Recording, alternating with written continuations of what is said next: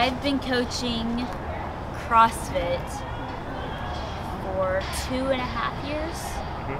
So I started my mentorship June 2011. Started coaching September, and then became a head coach in November of 2011. So almost 3 years. This year will be 3 in November. Yeah, I was doing personal training, which is very different. Even doing PT or personal training with CrossFit is completely different than how I was personal training, or how I still currently personal train non-CrossFit. So obviously before CrossFit, it was pretty much it was traditional bicep curl, like separating different movements, maybe superset. Cardio, it was usually like do a couple sets, then jump on the treadmill for 5 minutes, run back. So it was more just your typical gym style, biceps, tries, shoulders, that type of training, and then lower body. But then in CrossFit, it's completely different because we don't do single movers. Everything is multi. What's that word?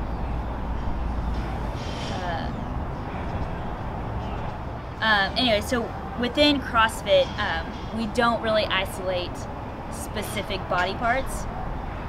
There's also a lot more technique, a lot more skill. So you've got Olympic movements now that I had to learn in order to coach, because before CrossFit, I didn't clean and jerk, I didn't snatch, I didn't do any of that.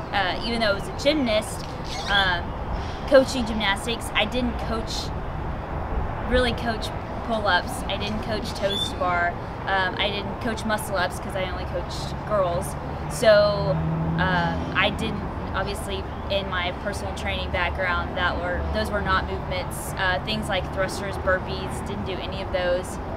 So I really kind of had to, I understood how the body moved, and I understood body mechanics, but pretty much all of CrossFit was very new to me, other than squats and lunges, push-ups, that kind of stuff. Other than that, I had to learn how to coach highly skilled, highly technical movements.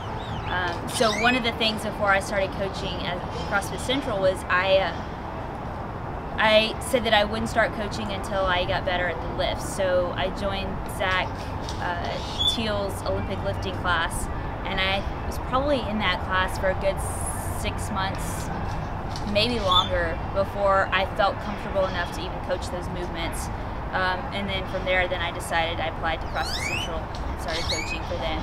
But for me, that was the biggest factor, was that I was not going to coach until, even though I had a personal training background, that I wasn't going to coach until I was comfortable doing the movements myself, and comfortable enough to be able to coach the basics of those movements. And then even from there, being 2.5 years later, have had to do a lot to even, now it's not just coaching the snatch, but breaking down the movement into all of the auxiliary movements to help people get better just at that. So hours watching videos, even just watching how other people, different coaching styles, because one of the biggest things I've learned from coaching is that going from coaching individuals or pairs to coaching a large group of anywhere from 5 to 18, that people learn and hear cues differently.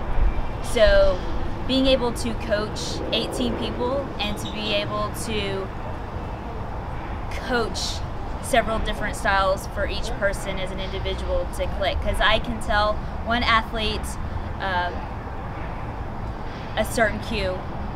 For instance, in a pull-up, I can cue them on pulling their hips to the bar, and then that might click for them. I can cue the same for another athlete, and they might not understand what I'm trying to say by hips to a bar, but I can tell them, to drive their elbows back, engage their lats, and that might be the cue for them. So everybody's hears cues and verbal cues as well as visual differently. And so I think that's probably one of the biggest things, is not just saying I'm only going to learn one style of coaching, but to learn several different styles in order to accommodate the masses, which is pretty much what we do in CrossFit.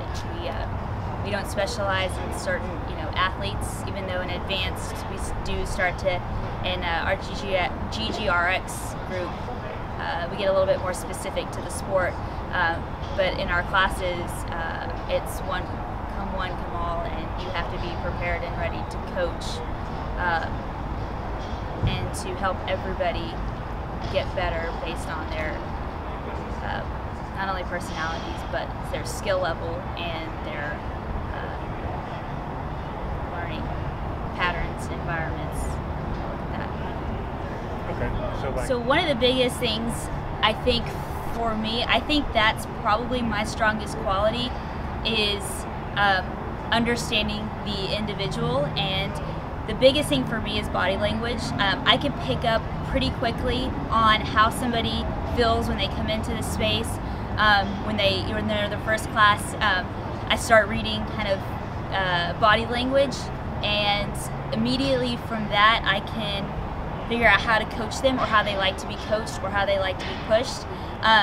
Also too, if you're coaching and you listen to people and how they either respond to your coaching cues or to your motivation, you can easily start to feel like, okay, I know that I have certain, especially coaching some women's only classes, that's been the biggest, because women can be very emotional. Not saying that men can't, but in the sport of CrossFit, I would say women are more emotional than men, and I would say that that's not a bad thing at all. That's just how we're wired. And so coaching women's only class, I know that I have women that I have to tread lightly with as far as pushing. I kind of know where their boundaries are. If I go and I push too hard, they're going to go the opposite direction. And then there's women that if I don't push hard enough, they won't do it. And so it's like, I know that they're capable. They need that extra push in order to make moves, to progress, to be better at the sport. And then there are women that I know I have to bring it back a little bit. And one thing I'm working on is trying to be better at praising. And for me, it's always been, I can coach and tell you what you need to work on, but to be better at saying, good job, great job, you're doing that really well. Or even after class, just saying like, hey, you are, leaps and bounds, huge improvements. And really, that's kind of one of my 12 commandments is 12 commandments of kind of my beliefs, ways of behaving. So like 12 commandments, like way you want to live your life? There you go, yes. 12 commandments of the way that I want to live my life. And one of those is be better at praising people when they deserve it. And so I think for me that's a huge part of coaching, because people want to be told that they're doing well. They want that attention, and they need that. But yeah, it's just the biggest thing for coaching a group, like I said, not just with the physical and the movements, but being able to coach individuals within a group, but being able to coach them individually. That makes sense. But that's the biggest thing, is knowing how to motivate people. And the first thing that you have to do is you have to learn body language. You have to understand body language, and you have to let them talk and let them explain and let them. It's really important. One of the things I always start class was asking people how they feel. How does their body feel? How are they feeling?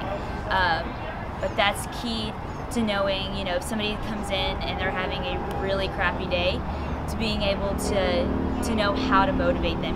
That they might be in there just for a workout. They're having a rough day. You can see it on their face. You can see it in the way that they're warming up, and just being able to approach that differently versus somebody who is high energy, who comes in and is like, I'm ready to take on the world, I'm ready for a PR today.